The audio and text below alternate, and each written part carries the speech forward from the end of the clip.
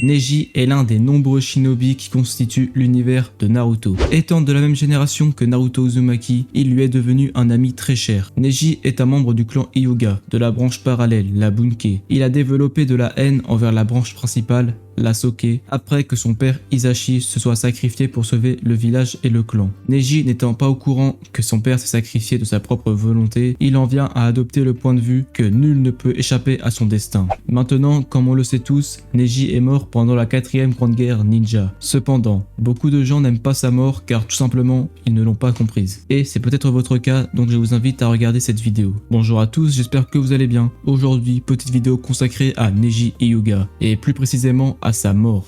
Pour comprendre sa mort, il faut déjà établir les bases. Depuis le décès de son père, Neji développa non seulement de la haine envers la Soke, mais aussi envers sa cousine Hinata, qui est l'héritière du clan Hyuga. Hinata étant de nature timide, sans confiance en elle et faible, Neji trouva Hinata absurde de faire autant d'efforts pour changer, alors qu'elle ne peut pas échapper à son destin. Et ça se remarque vraiment bien dans leur combat à l'examen de Chunin. Neji, n'arrivant pas à faire abandonner Hinata, décide de mettre toutes ses forces dans le combat. C'est durant ce combat que Neji intrigua Naruto, qui ne comprenait pas la façon d'agir de Neji. C'est le combat contre Naruto qui fera changer à tout jamais Neji. Lui qui pensait qu'un raté resterait un raté, il s'est fait battre. Il prit conscience que l'on peut changer son destin, et Hisashi Hyuga, le père de Hinata, décide de lui raconter la vérité sur la mort de son père.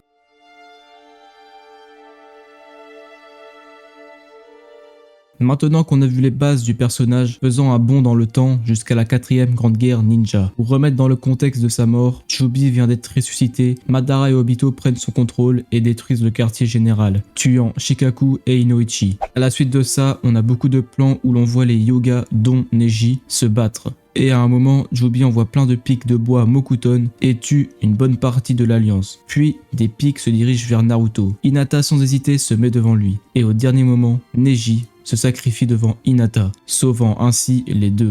On peut se demander pourquoi il n'a pas utilisé le tourbillon divin du Hake, et de même pour Hinata car elle le maîtrise aussi. Je ne vois que deux explications à cela. Soit ils n'avaient tous les deux plus de chakra, soit ils n'avaient pas le temps d'utiliser cette technique. Alors je suis d'accord avec ceux qui disent que sa mort est nulle dans le sens où il aurait pu mourir d'une meilleure manière que juste en se prenant des bouts de bois. Maintenant si on s'arrête là, c'est qu'on n'a pas compris tout ce qui se cache derrière cette mort. Mourir à ce moment précis montre toute l'horreur de la guerre et la puissance que prennent Madara et Obito avec Chobi. Si aucun personnage important mourait, on n'aurait pas eu d'émotion. Là, on nous tue en un seul épisode tout le quartier général et Neji Hyuga. Neji étant un de mes personnages préférés, pour ma part, j'ai ressenti beaucoup d'émotion à sa mort. Ces mots qu'il a dit à Naruto comme quoi c'est lui qui l'a changé, que Hinata était prête à se sacrifier pour lui, que Naruto est le dernier espoir de l'Alliance Shinobi, c'était plein d'émotions. En plus, on a une belle image de la mort de Neji, qui forme un oiseau, pour montrer qu'il se sacrifia en toute liberté et à l'encontre de son destin, comme l'a fait son père. L'oiseau qui était enfermé dans une cage s'est libéré. C'est d'ailleurs la symbolique que représente le sceau sur la Bunke, un oiseau enfermé dans une cage. Non, vraiment, Neji a une belle mort, et elle apporte vraiment quelque chose à l'histoire. Et je vais vous l'expliquer maintenant.